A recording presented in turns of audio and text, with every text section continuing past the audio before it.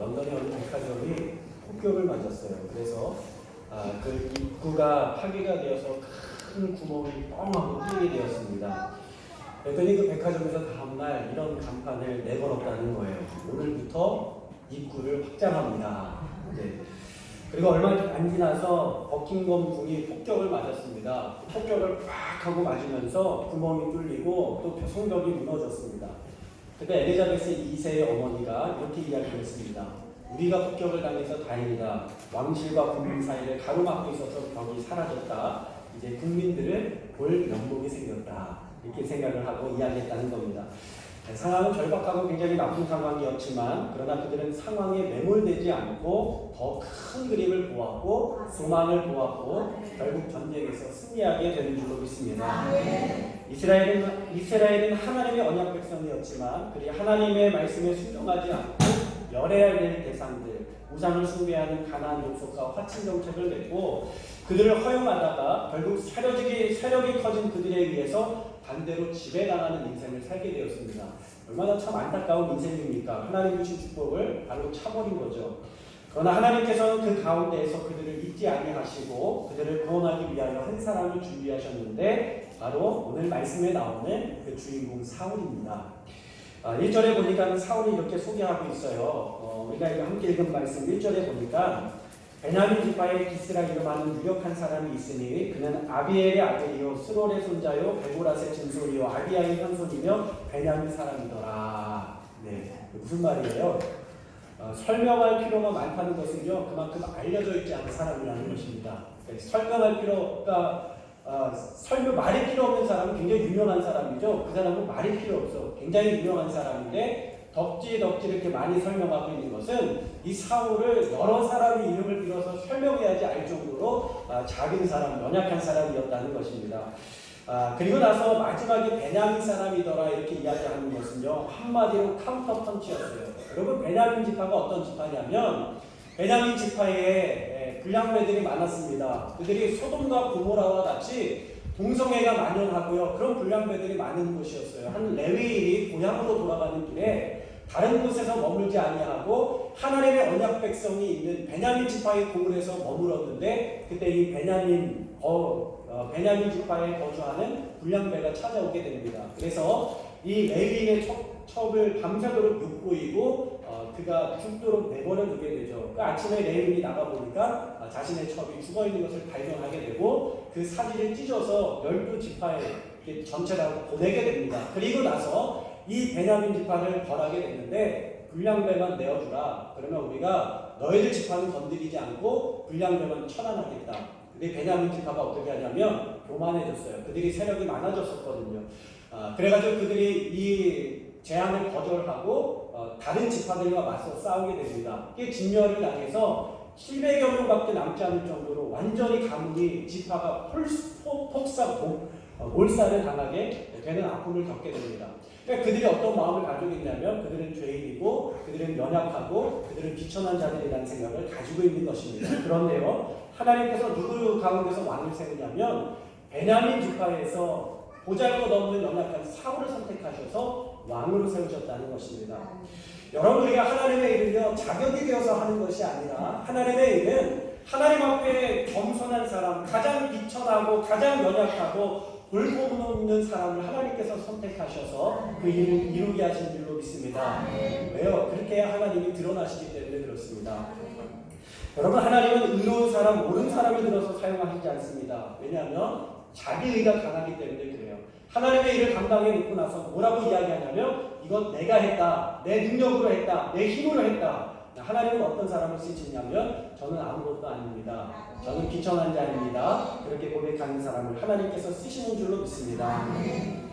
누가복음 1장 51절에 보면 마음의 생각이 교만한 자를 흩으시고 권세 있는 자를 위해서 내리치셨으며 비천한 자를 높이셨도다. 사랑하는 여러분, 믿는 자의 참된 신앙은 첫째도 겸손, 둘째도 겸손, 셋째도 겸손, 네 번째는 뭘까요? 겸손인 줄로 믿습니다. 그래서 사람들 앞에서 겸손하시고 하나님 앞에서 겸손할 수 있는 우리 오각교회 모든 성도님들이 다 될 수 있기를 주님의 이름으로 축복합니다. 예수님께서 이 땅 가운데 보여주신 그 왕의 모습은 무엇입니까? 제자들 앞에서 무릎을 꿇어서 제자들의 발을 씻어주신 모습입니다. 이 발을 씻기 위해서 반드시 행해야 되는 것이 있는데 허리가 뻣뻣해서는 발을 씻어줄 수가 없어요. 발을 씻기 위해서는 반드시 먼저 무릎을 꿇어야 됩니다.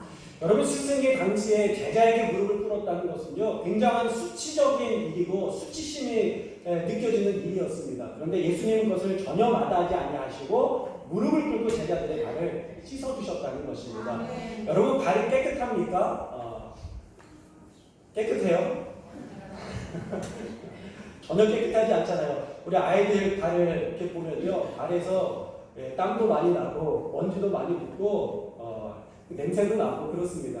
여러분 당시에 이 제자들이 신고 다녔던 신발은요 당시에 우리처럼 운동화나 구두 같은 것이 아니라 쪼리 같은 것인데 흙먼지를 다 뒤집어 엎는 그런 신발이었어요. 그러니까 당시에 거리에 뭐가 있냐면 군면들이 많이 있습니다. 뭐 소똥도 있고 나귀똥도 있고 염소똥도 있고 사람들이 버린 오물도 있고 그런 오물들이 다 먼지가 되어서 발에 달라붙어 있었는데 예수님께서 그 발을 씻어주셨다는 것은요 오물을 손으로 만져서 깨끗하게 하셨다는 것을 의미하는 것입니다. 주님께서 우리 가운데 섬김의 모습을 보여주셨던 것처럼 우리도 이 땅을 섬기고 우리도 교회를 섬기고 주님의 몸된 성도를 섬길 수 있는 저와 여러분 다 될 수 있도록 주님의 이름으로 축원합니다. 예수님이 그렇게 하신 이유가 무엇일까요? 사랑하기 때문에 그렇습니다. 우리 아이가 들으면 좀 놀랄 수 있을 텐데 아이를 키우면서 제가 깜짝 놀란 경험이 있었는데 첫째를 큰일 났네. 아이가 어렸을 때요, 세 살 됐을까요? 이제 2살을 안 됐을 때구나. 돌이 안 됐을 때 아이가 뭘 자꾸 일어나잖아요. 뭘 자꾸 일어나지 않습니까? 그러니까 서 있지는 못하지만 뭘 자꾸 일어나요. 그런데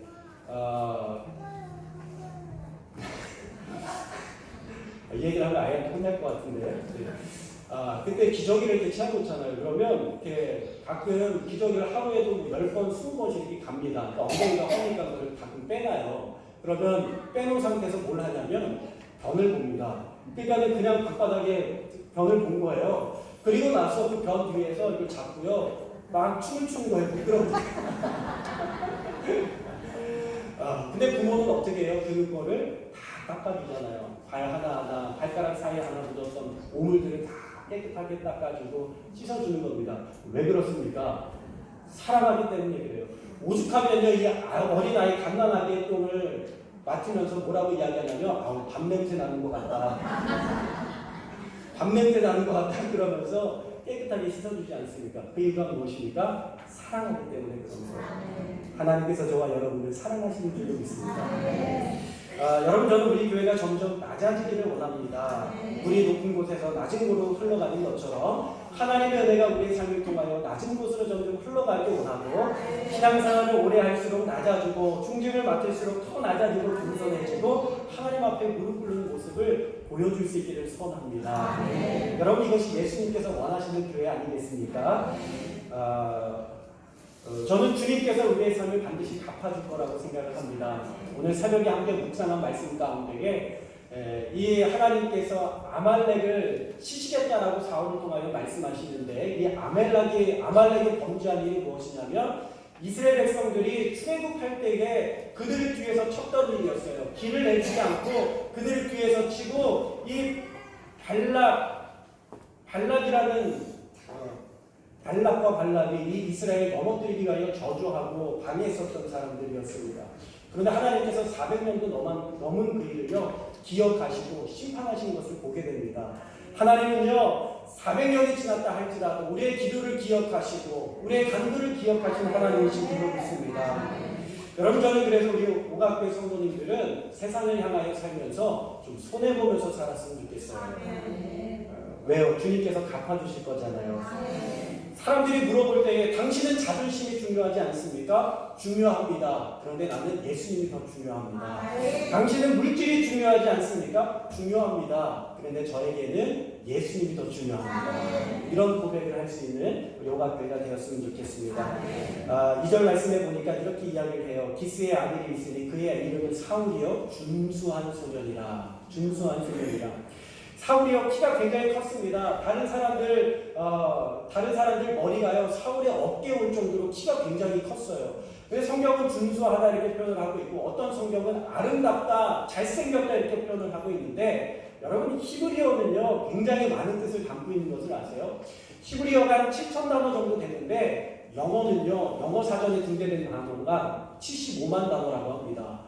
어마어마하게 많죠. 단어 사전을 단어로만 보면 한 15만 단어 정도 된다고 하니까 굉장히 큰 차이가 나는 거예요. 그래서 히브리어 단어는 하나에 굉장히 여러 가지 뜻을 가지고 있어요. 적절한 예가 될지 모르겠지만 한 부부가 결혼 10주년을 맞아서 레스토랑으로 외식을 하러 갔습니다. 옛날에 데이트할 때 생각이 나가지고 레스토랑에서 뭘 먹냐면 이제 칼을 썰어야죠. 돈가스를 시켜서 돈가스 정식을 시켜서 먹고 있는데 아니 음식보다 음악 소리가 들리는데 클래시컬한 음악 소리가 더 좋은 겁니다. 그래가지고 웨이터를 불렀어요. 웨이터 불러니까 웨이터가 오죠. 자, 무엇이 필요하십니까? 그래서 물었습니다. 이 고기 무슨 고기인가요? 이렇게 물었어요. 그러다 웨이터가 뭐라고 대답할게요? 돼지고기. 네, 돼지고기입니다. 고기와 곡을 헷갈린 것이죠. 여러분 우리나라의 단어가 참 헷갈리는 게 많이 있는데 단어는 헷갈려요. 엄마랑 아기랑 책을 찾으러 갔는데 책 이름이 생각이 안 나는 거예요. 그래가지고 점원에게 이렇게 물어보았답니다. 저기 돼지고기 삼형제가 어디에 있나요? 원래는 뭐예요? 아기 돼지 삼형제. 잘하시네요. 어떤 분이 회갑잔치라는 단어가 생각이 안 나서 생각이 안 나는 거예요. 그래서 이렇게 이야기했다고 합니다. 어머, 육갑잔치는 잘 치르셨어요. 단어가 참 비슷한 단어가 많아요. 생각이 잘 안 나죠. 여러분 사울에 관해서 어떤 성경은 준수하다 표현을 하고 있는데 아름답고 잘생긴 것으로 표현을 하는데 여기에서 준수함으로 사용된 히브리어 원어 소부라는 단어의 뜻은 무엇이냐면 외모의 아름다움이라는 뜻도 가지고 있지만 선하다, 겸손하다 그런 뜻을 가지고 있어요. 그러니까 하나님께서 중심을 보시는 하나님이신데 사울의 마음이 어떠했냐면 그가 선한 마음, 겸손한 마음을 가지고 있었다는 것입니다. 그러니까 중심을 보시는 하나님께서 그를 선택하신 것은 키가 컸기 때문이 아닙니다. 외모가 잘생겼기 때문이 아닙니다. 겸손하고 선하기 때문에 하나님의 마음을 잘 이해하고 하나님의 명령과 말씀에 순종할 사람이 바로 사울이라는 것을 주님께서 아셨기 때문에 그를 왕으로 세우신 줄로 믿습니다. 하나님께서 자신을 왕으로 세우셨다는 소식을 들었을 때 사울이 이렇게 고백을 해요. 21절 말씀에 보니까 나의 가족은 베냐민 지파 모든 가족 중에 가장 미약하지 않습니까? 베냐민 지파가 미약한데 베냐민 지파가 연약한데 그 가운데서도 가장 연약한 가정이 누구냐? 사울의 가정이다. 사울은 고백하고 있습니다. 미약하다라는 말은요 히브리어 원어로 보면은 비천하다라는 말입니다. 우리의 가정은 비천한 가정입니다. 우리의 가문은 비천한 가문입니다. 우리의 지파는 비천한 가문입니다. 여러분 그들이 범죄함으로 700명도 채 남지 않은 상황 가운데 미약한 가문이 되었습니다. 비천한 가문이 되었어요. 그들이 비천한 마음으로 어떤 생각을 가지고 살아왔을까요? 우리는 하나님 앞에 범죄한 지파입니다. 우리는 죄 때문에 망한 사람들입니다. 그러니까 항상 하나님 앞에 겸손한 마음으로 살아가지 않았겠어요? 하나님 우리는 하나님 앞에 죄악을 범죄한 지파입니다. 우리는 죄인입니다. 그러나 그들의 마음 가운데 그 말씀이 새겨졌을 때에 하나님께서는 그들을 귀하게 여기시고 귀하게 사용하신 줄로 믿습니다. 하나님의 심판을 받아서 버림받은 인생들인 것 같지만 오히려 그것이 그들의 삶 가운데에 복이 되었다는 것입니다. 나는 의롭다가 아니라 나는 죄인입니다. 여러분 이것이 하나님 앞에 설 수 있는 가장 합당한 자격인 줄로 믿습니다. 우리는 하나님 앞에 어떤 마음으로 서느냐? 겸손하고 비천한 마음으로 설 수 있기를 주님의 이름으로 축복합니다. 그러면 하나님께서 우리를 왕으로 세우시고 왕같은 제사장으로 세우셔서 하나님의 놀라운 일들을 감당케 하시고 맡겨주시고 일하게 하시는 하나님의 축복을 우리 삶 가운데서 경험하게 될 줄로 믿습니다. 이스라엘 백성들이 하나님을 거부했어요. 하나님이 자신의 삶을 다스리기보다는 번듯한 왕이 자신들을 다스려주기를 원했습니다. 그럴듯한 왕이 자신들을 다스려주기를 원했습니다. 사무엘상장 8장 7절에 보면은 우리의 중심을 뺏기고 계시는 하나님께서 분명하게 말씀하시는데 그들이 사무엘 너를 버림이 아니라 나를 버려서 자기들의 왕이 되지 못하게 함입니다. 주님께서 말씀하고 그 마음을 아셨습니다. 근데 여러분 그거 아세요? 자녀는 부모를 버려도 그러면 안 되겠지만 자녀는 부모를 외면해도요 부모는 자녀를 외면하지 않는 것입니다. 웃음은 남을 주고 슬픔은 내가 안고 간다. 누가 한 말인지 아세요? 제가 한 말이 아니에요. 코미디언 배삼룡 씨의 말입니다. 웃음은 남을 주고 슬픔은 내가 안고 간다. 아마 웃으시는 분들이 있는데 왜 웃으세요? 그분 그냥 웃기니까 여러분 웃으시는 거잖아요. 생각이 나서. 여러분 그가 사람들에게 웃음을 주는 인생이었지만 그의 인생에는 웃음이 가득한 삶은 아니었습니다. 때로는 슬픔도 있고 아픔도 있고 어려움도 있었어요. 태양이 강하게 비치면 비칠수록 무엇이 짙어진다고요? 그림자가 짙어지는 것처럼 많은 코미디언들의 인생 가운데 그리고 그들의 생애 가운데에서는 깊은 그늘과 슬픔이 있었습니다. 여러분 1980년대 해성같이 등장한 한 코미디언이 있는데 누구냐면 못생겨서 죄송합니다 그러면서 말했던 사람 누군지 아세요? 이주일 씨. 뭔가 보여드리겠습니다 하면서 사람들에게 기대감을 주었던 그리고 어려운 시대에 참 어두운 시대에 웃음을 주었던 사람이 있습니다. 코미디언 고 이주일 씨죠. 그의 인생 가운데서도 굉장히 슬픈 일이 있었다는 사실을 알고 계십니까? 아들이 교통사고로 사망하게 된 일이었어요. 오토바이를 타고 가다가 사고가 나면서 그 자리에서 죽음을 맞이하게 되었습니다. 그런데 이주일 씨가요 교통사고로 아들을 떠내보낸 직후에도 무대에 섰다는 것입니다. 장례가 끝나고 3일 만에 SBS 특집 방송 스케줄이 잡혀 있는데 그 국민과의 약속들을 지켜야 한다면서 그가 무대에 서게 되었어요. 그의 사정을 알고 있는 사람들이요 그가 앞에서 웃기는데 웃을 수 있습니까? 앞에서 웃길 때마다 재밌는 이야기를 할 때마다 그들은 웃지 못하고 그 이야기를 들으면서 울고 있었어요. 그런데 이주일 씨가 이야기합니다. 왜들 우세요? 울지 마세요. 자꾸 NG가 나잖아요. 자, 날 보면서 웃어봐요. 그렇게 이야기하면서 많은 사람들에게 웃음을 주었어요. 그런데 그가 아들을 잃은 다음에 흡연하는 일이 참 많아졌다고 합니다. 우리가 그가 무엇으로 죽은지 알고 있죠? 폐암으로 죽었어요. 그가 흡연이 언제서부터 많아지기 시작했냐면 아들이 죽은 이후에 그의 마음 가운데에 지울 수 없는 아픔과 흔적이 있었던 것입니다. 그래서 63세라는 굉장히 젊은 나이에 그가 세상을 떠나가게 되는 것이죠. 여러분 누가 그 사람의 아픔을 다 이해할 수 있겠습니까? 누가 그의 속사정을 다 이해할 수 있겠습니까? 사람은 할 수 없지만 하나님은 하시는 줄로 믿습니다. 그래서 오늘 하나님께서는 사울을 왕으로 세워서 말씀하시는데 내 백성, 내 백성, 내 백성을 구원하리라 하나님께서 마음 먹고 말씀하시는 줄로 믿습니다.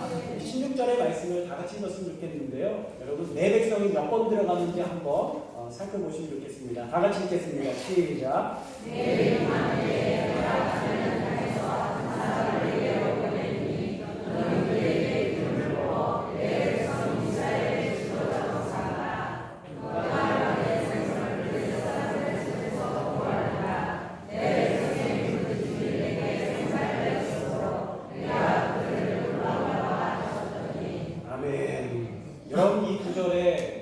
몇 번 들어가요?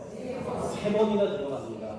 하나님을 거부하고 왕을 세워달라고 이야기했었던 이스라엘 백성들을 바라보시는 하나님의 마음이 무엇이냐면 그럼에도 불구하고 내 백성, 내 백성, 내 백성이라고 외치시며 그들을 구원하기 원하시는 하나님의 마음, 아버지의 마음이 느껴지지 않습니까? 우리는 하나님을 배반하고 우리는 하나님을 배신하고 하나님을 외면하지만 우리를 향하신 하나님의 사랑은 조금도 흔들림이 없으신 하나님 아버지의 사랑인 줄로 믿습니다. 저는 이 하나님 아버지의 마음을 우리가 배웠으면 좋겠습니다. 제가 이 말씀을 묵상하며 새벽에 기도하는 가운데 하나님께서 하나님의 마음을 부어주시는데 한 번도 태초부터 지금까지 하나님의 마음은 우리를 향한 자녀들을 향한 하나님의 마음은 흔들림이 한 번도 없으셨다는 거예요. 한 번도 그 마음이 흔들림이 없으셨다는 것입니다. 애끓는 마음으로 우리를 부르시고 사랑하시는 그 마음이 하나님 아버지의 마음인 줄 믿습니다. 우리는 다 양 같아서 그릇 행하여 각기 제 길로 갔거늘 여호와께서 그의 사랑하는 예수 그리스도를 통하여서 우리의 죄악을 다 감당하게 하신 줄로 믿습니다. 사랑하는 여러분, 주님께서는 저와 여러분을 사랑하십니다. 우리 옆에 분하고 좀 인사할까요? 하나님께서 당신을 사랑하십니다. 그 사랑이 조금도 흔들림이 없으십니다. 할렐루야. 우리는 주님을 버려도 주님은 절대 여러분을 포기하지 아니하시고 버리지 아니하십니다. 이 사실을 기억하면서 주님 손 붙잡고 주님께서 주시는 승리와 구원의 은혜를 경험할 수 있는 요가교회 성도님들이 다 될 수 있기를 주님의 이름으로 축원합니다. 기도하겠습니다.